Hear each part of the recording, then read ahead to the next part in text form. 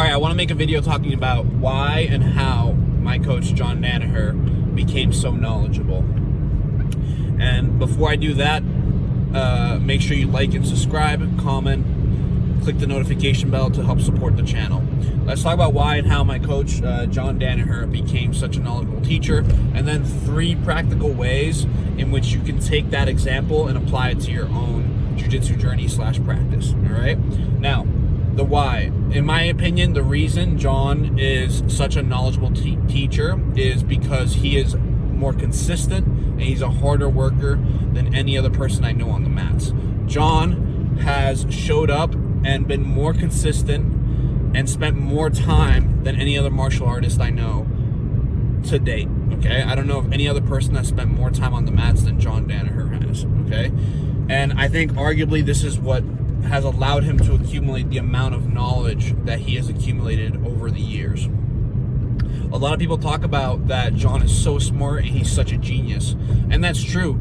I'm not taking that away from John. I think John has a very innate and unique ability to problem solve, although I think John himself would be the first one to admit that beyond his problem solving skill that he's been able to develop over time, his consistency and hard work have basically been the foundation that has undergirded that skill that he has now developed. Okay, now before we go into the 3 practical ways to apply it, just to give you a little bit more insight, let's talk a little bit about the amount of time that John has spent on the mats in terms of numbers, and think about it that way so you can actually get a grasp of it. And that way you can start to see, like, okay, wow, this guy really is spending a ton of time on the mats, and it's no wonder he's been able to accumulate so much knowledge. All right, so a little insight into John's schedule. Let's talk about Monday to Friday. Let's leave Saturday and Sunday out of it right now. Monday to Friday, John teaches an 8 a.m. jiu-jitsu class. He teaches a 10 a.m. Jiu-jitsu class. He teaches a noon MMA class, a 2 p.m. jiu-jitsu class, and a 6 p.m. jiu-jitsu class. Okay, so John's teaching on average Monday to Friday 5 classes a day. Let's just assume, for the sake of argument, that each class is, conservatively speaking, an hour and a half in length. I can guarantee you they are not. They tend to be longer, especially John's competition classes. He doesn't just teach or spend an hour and a half on the mats. He spends more than that. But let's just assume, for the sake of argument, to be conservative, an hour and a half on the mats. That, if you extrapolate that, that's going to be 7.5 hours per day spent on the mats. So John Danaher, on average, Monday through Friday, spends conservatively, it's more, 7.5 hours per day on the mats. Do the math. 7.5 times 5, it's 37.5 hours per week. If you times that by 4, we're talking 150 hours per month on the mats. And then if you take per month 150 times 12, you have 1,800 hours spent on the mats a year. Okay, so, and that's conservative. We're not talking about Saturdays, which he teaches 2 classes. We're not talking about Sundays, which he teaches 2 classes. And again, we're downplaying how long his classes actually are. So we're in reality taking away hours from that. But even then, you start to see and understand that, wow, this guy is spending 1,000, at the very least, 1,800 hours per year on the mats honing his craft.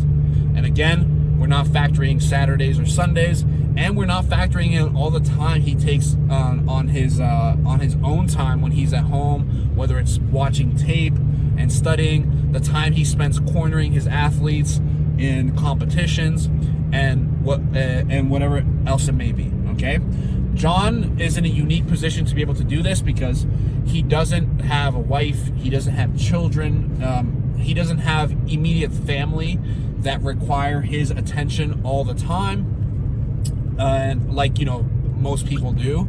So he's in a very unique ability to do this. He doesn't have the type of business where it requires day-to-day attention in order to run. So we can't all realistically accomplish what John is doing. We can't just, if you're a dad, if you're a husband, if you're a business owner, you can't realistically just drop everything you're doing and then all of a sudden start spending over 40 hours a week on the jiu-jitsu mats, right?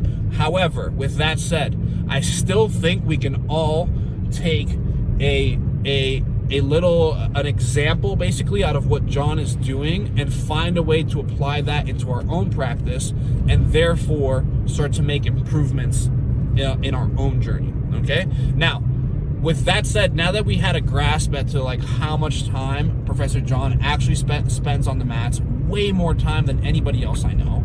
Most jiu-jitsu coaches, like, when John started making money, when he started making Fanatics videos, he didn't stop going on the mats.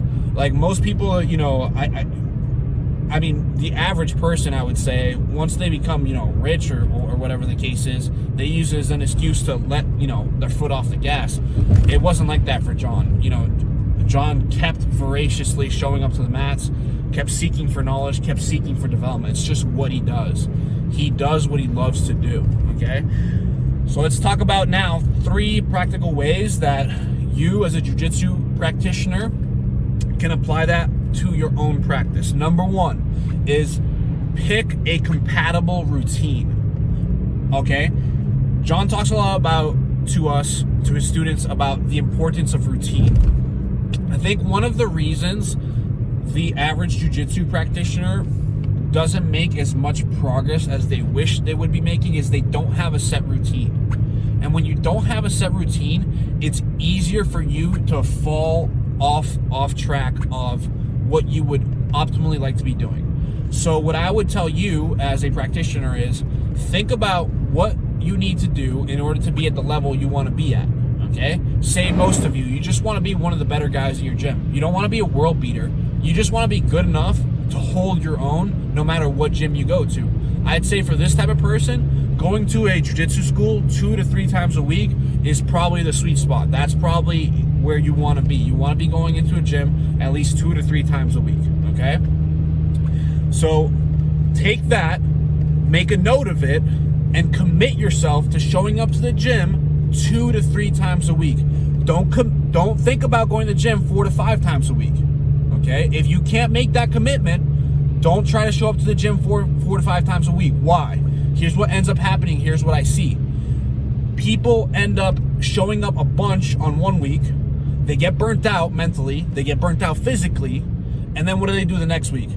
They don't show up at all or just show up like once. Okay? And that's what happens. They have like these ebbs and flows as opposed to being more consistent and having just a steady burn. As the saying goes, slow and steady wins the race. And that's true. It's very cliche, but there's a lot of truth to that.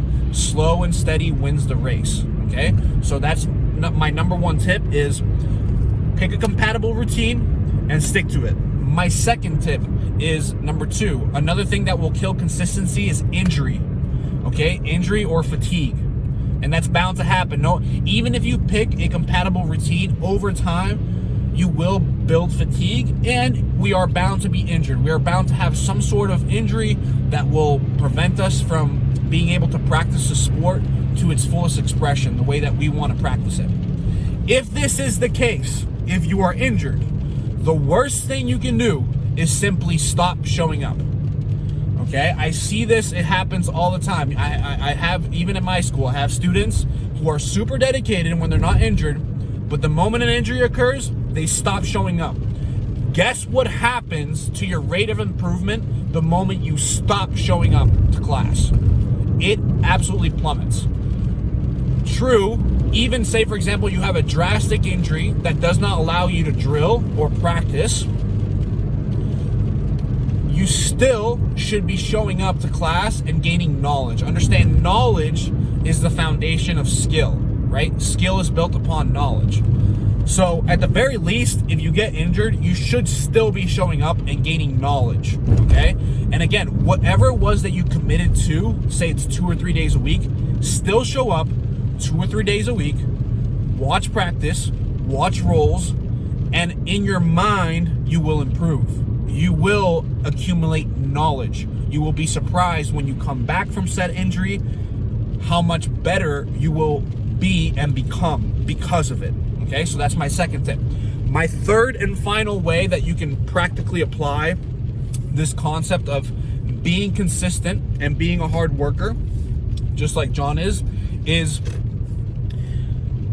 when you have to take time away from the mats for a reason other than injury. Say, for example, you're going on vacation with your family, as just an example.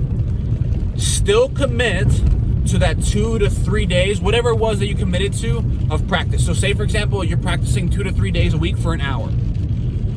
We live in the information age. We live in a very privileged time where, as jiu-jitsu practitioners, we have access to instructionals, online instructionals, and all different forms of knowledge, whether it's on YouTube, again, whether it's instructionals from BJJ Fanatics, whatever the case may be. Still take time to stop, spend that hour and a half, that hour that you normally would be spending on the mats on actually practicing jiu-jitsu, and take that time to watch an instructional and take notes, and again, continue to develop your knowledge. And as you continue to develop your knowledge, you'll be surprised how your skill will blossom. Under the increase of knowledge, skill blossoms. I hope you found this video helpful. If you did, please make sure you let me know. Let me know any other questions you may have in the comments, any other future videos you may want to see. I just released a video before this on strength and conditioning for jiu-jitsu and how you could achieve consistency in strength and conditioning.